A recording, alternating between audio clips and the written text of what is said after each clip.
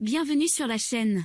Animation résumée. Ishika Oramura est le seul garçon de l'Académie Infinite Stratos, où les étudiants s'entraînent pour devenir pilote de combinaison mécanique appelée Infinite Stratos.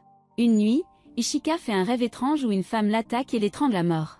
Il est réveillé par Laura, une étudiante allemande transférée, qui lui demande avec enthousiasme s'il la rejoindrait pour aller dans un nouveau parc aquatique. Mais Ishika l'offense involontairement lorsqu'il suggère qu'ils invitent également toutes les autres filles au parc, et une Laura en colère le quitte. Plus tard, Laura et Charlotte font du shopping au centre commercial ensemble lorsqu'elles finissent accidentellement comme mannequins pour un magasin de vêtements, puis elles finissent accidentellement par sauver des otages dans un café de Bonn.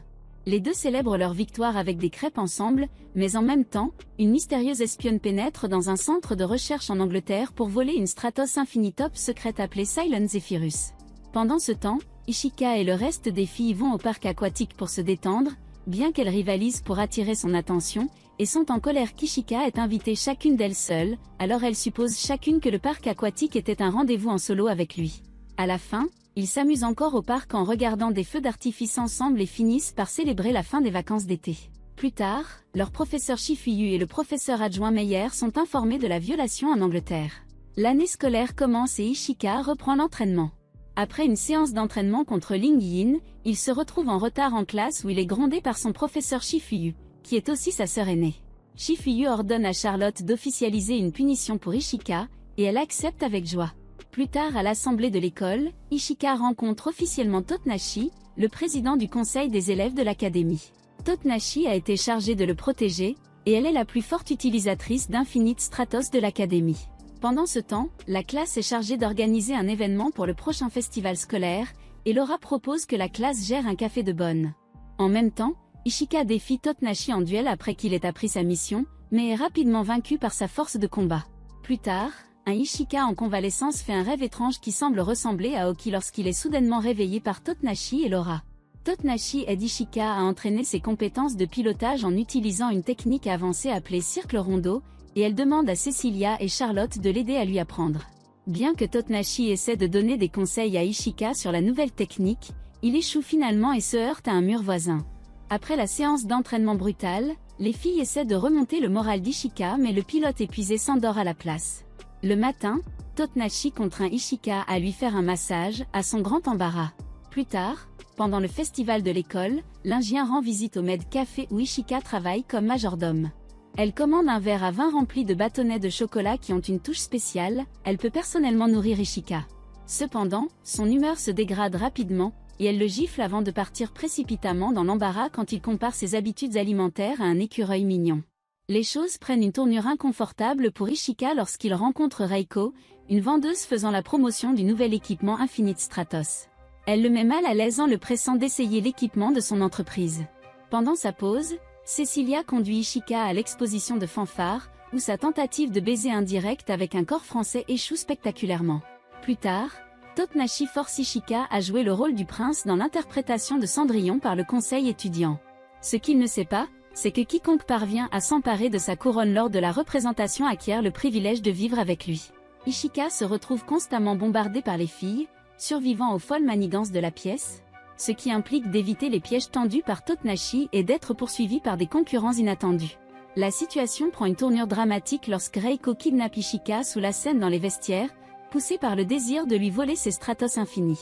Reiko libère l'Irak, révélant sa véritable identité en tant qu'automne de l'organisation clandestine connue sous le nom de Phantom Task.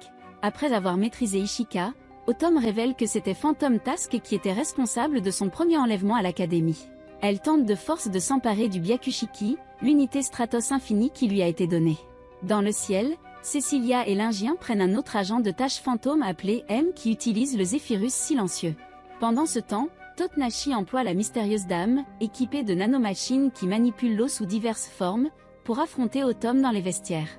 Alors qu'Ishika poursuit Autumn dehors, il rencontre M, qui réussit à lui barrer la route. M et Autumn retirent le juge Oki, Charlotte et Laura se joignent à la mêlée car elles sont rapidement dépassées en nombre. Pendant ce temps, Maya fournit à Shifuyu des renseignements indiquant que le Zephyrus silencieux était la deuxième unité Infinite Stratos volée en Angleterre. Plus tard, dans un lieu non divulgué, Autumn réprimande M pour son ingérence, mais ils sont interrompus par Skalmusil, le chef de Phantom Task. M attend sa chance de se venger en regardant un médaillon contenant une photo de Shifuyu. Plus tard, Totnashi révèle non seulement sa mission de protéger Ishika, mais révèle également l'agenda caché derrière la couronne du prince, qu'elle possède maintenant. Comme Ishika est troublée par l'attaque de Phantom Task, Maya lui demande d'assister à un événement où chacune des filles aimerait exécuter une compétence pour lui. L'événement commence avec Oki qui échoue à effectuer une cérémonie du thé traditionnelle japonaise. Ensuite, Cecilia qui joue à des jeux avec Ishika habillée en lapin et Charlotte qui lui donne des biscuits. Finalement, Shifuyu lui donne un sanda et révèle que l'événement était une fête d'anniversaire surprise pour lui. Maya demande laquelle des filles a le mieux performé, et Ishika finit par choisir Shifuyu, ce qui met tout le monde incroyablement en colère. Plus tard, Ishika rencontre M de Phantom Task, qui se présente officiellement comme Madoka Ohamira, sa sœur jumelle dont il n'a aucune connaissance. Elle l'attaque mais est rapidement protégée juste à temps par Laura. Madoka décide de ne pas appuyer sur l'attaque et de battre en retraite, laissant Ishika confus. Quelque temps plus tard, Ishika propose d'aider Charlotte à sauvegarder l'équipement d'Infinite Strato au port. Cependant, il rencontre une paire de pilotes armés de fusils, et soudain l'un des pilotes déclenche une explosion, et dans un acte désintéressé, Ishika protège Charlotte de l'explosion. Pourtant, quand Ishika est conseillé de récupérer son Byakushiki de Strato Infini à l'académie en raison d'une anomalie identifiée, cela déclenche une série d'événements. Oki, Cecilia et Lingien réussissent à convaincre Charlotte de la vérité sur la situation de Byakushiki, et cette révélation conduit à une vive compétition entre les trois, chacun se disputant le rôle convoité de garde du corps d'Ishika. Cependant, Totonashi intervient pour réprimander le trio pour avoir provoqué un chahut dans les locaux de l'école. Plus tard, Totonashi regarde sa sœur cadette, Kanzashi, qui se sent abattue parce que la livraison de son Infinite Strato personnel, l'Ushigon Nishiki, a été retardée en raison de la concentration de l'entreprise sur le Byakushiki Mesh d'Ishika. Ishika et Oki reçoivent une invitation de Karuko Mezumi, le vice-président du club des journaux, offrant des billets de dîner en guise de pot de vin pour les présenter exclusivement dans un magazine dédié aux pilotes personnalistes. Par la suite, les deux subissent un entretien personnel et une séance photo animée par la sœur aînée de Keruko, Nojisako Mezumi. Curieuse à propos de Maruka, Ishika demande plus tard à Chi de vous parler de la possibilité d'avoir d'autres frères et sœurs, et elle répond fermement qu'elle est son seul membre de la famille. Plus tard, avec un tournoi de tag match à l'horizon, Lingien et Charlotte font un effort pour gagner les faveurs d'Ishika grâce à leurs compétences culinaires. Tout en essayant de trouver le type de partenaire qu'il aime, Totonashi confie Kanzashi à Ishika pour la compétition imminente de tag match. Cependant, quand Ishika approche Kanzashi avec une proposition de partenariat, elle refuse avec colère de travailler avec lui. Ishika fait face à la frustration de Kanzashi lorsque sa persistance à devenir son partenaire conduit à une gifle brutale. Plus tard, il rencontre des difficultés en cherchant de l'aide pour l'entretien de l'Ushigan Nishiki, car Kanzashi l'avait personnellement assemblé. Alors qu'Ishika reste déterminé à faire équipe avec Kanzashi pour le prochain tournoi de tag match, les filles intensifient leurs efforts d'entraînement, déterminées à lui faire payer de ne pas les avoir sélectionnées comme partenaires. Plus tard, Totonashi, complotant pour s'associer avec Oki, en profite pour évaluer les capacités physiques de Oki. À son étonnement, elle découvre que les compétences de Oki ont déjà atteint un niveau impressionnant. Pendant ce temps, Kanzashi emmène son Ushigan Nishiki pour un essai, seulement pour faire face à un dysfonctionnement. Ishika vient à sa rescousse, empêchant un accident catastrophique et entraînant un changement d'avis à Kanzashi. Indirectement, elle accepte de devenir sa partenaire.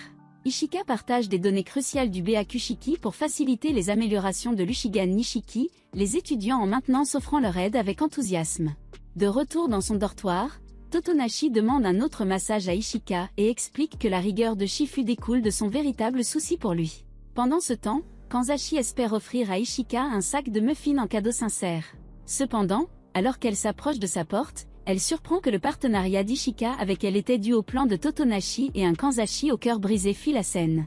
Un Ishika inquiet essaie de retrouver un Kanzashi disparu, et il est aux prises avec ses propres sentiments de doute. Pendant ce temps, Totonashi fait une grande annonce sur le prochain tournoi tag match lors de la cérémonie d'ouverture. Cependant, l'arène est soudainement assiégée par un quintet de golems très avancé. Ishika et Kanzashi finissent par unir leurs forces pour affronter l'un de ces golems menaçants, tandis que Oki et Totonashi en engagent un autre. Malheureusement, les efforts de Totonashi s'avèrent vains pour pénétrer la formidable armure du golem, entraînant une détonation qui la laisse affaiblie. Cela incite la fureur de Kanzashi alors qu'elle combat le golem, épuisant la puissance de son arme dans le processus. C'est dans ce moment désastreux que Totonashi intervient pour protéger Kanzashi, subissant de graves blessures dans le processus. Kanzashi trouve réconfort et motivation auprès d'Ishika et de Totonashi, qui l'encourage à affronter ses faiblesses au lieu de les fuir. Après que Oki ait reconstitué l'énergie du bouclier d'Ishika, Kanzashi utilise le cristal aqua de Totonashi comme talisman de bonne fortune, leur permettant de vaincre les 5 golems. Alors qu'ils se rétablissent plus tard à l'infirmerie, Totonashi réfléchit à la fiabilité d'Ishika, ce qui conduit à une conversation amicale de sœur à sœur avec Kanzashi.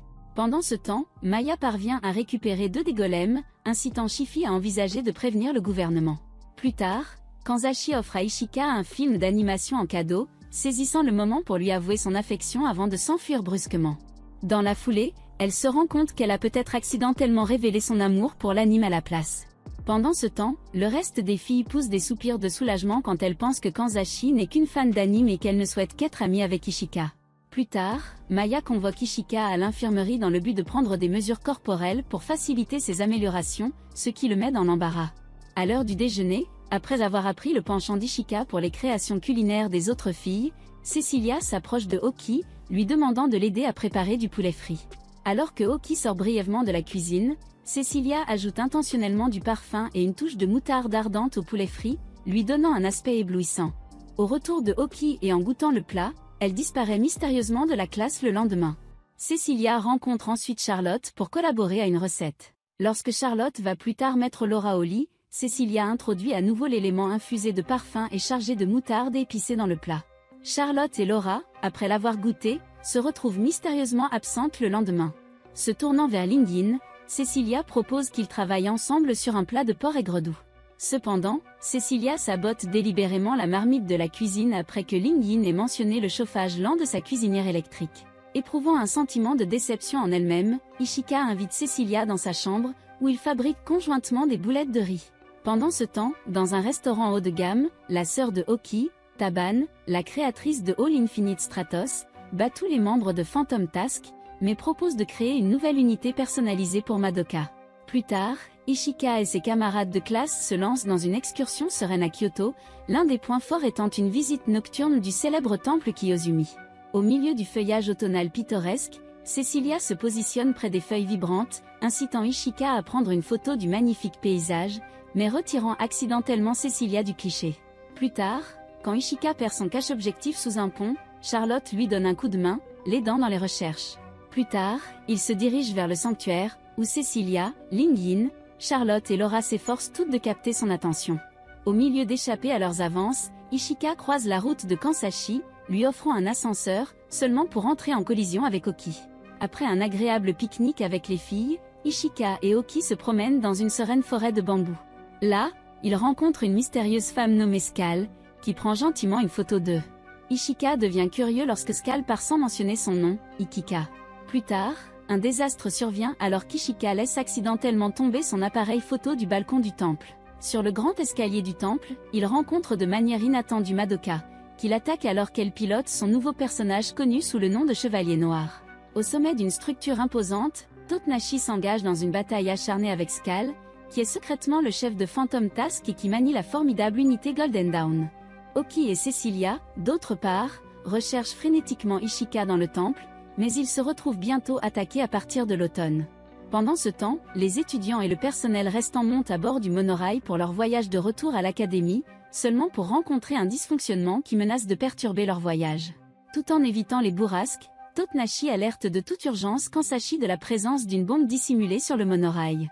Ishika réussit à contrecarrer la tentative de Madoka de faire exploser le monorail, évitant ainsi une catastrophe. Oki et Cecilia parviennent à maîtriser Autumn, entraînant sa disparition dans un climax explosif. Cependant, leur soulagement est de courte durée car ils voient Madoka poignarder Ishika quelques instants avant qu'une explosion lointaine ne secoue les environs. Oki, agrippant Ishika, l'implore de se réveiller pendant que la recherche de la bombe se poursuit, et heureusement Kanzashi et le reste des filles sont en mesure de découvrir et de désarmer l'appareil juste à temps. Un Ishika rêveur a une vision de Madoka l'attaquant, mais une mystérieuse jeune fille vêtue de blanc lui tend la main. Pendant ce temps, les filles tentent de désactiver Madoka mais sont interrompues par Skal. Totonashi intervient pour égaliser le combat et détourner l'attention de Skal en brisant son comportement défensif. Elle signale à Ishika de les engager davantage, mais après quelques combats, Skal ordonne une retraite parce qu'ils ont obtenu les données dont ils avaient besoin. Finalement, Ishika troublé et le reste de la classe se rétablissent dans une source chaude. Cependant, Ishika s'interroge sur sa découverte que Madoka avait une photo de Shifuyu, et comment ils pourraient tous être connectés d'une manière ou d'une autre. Et c'est tout pour cette vidéo. Assurez-vous de vous abonner si cela vous a plu, et je vous verrai dans le prochain.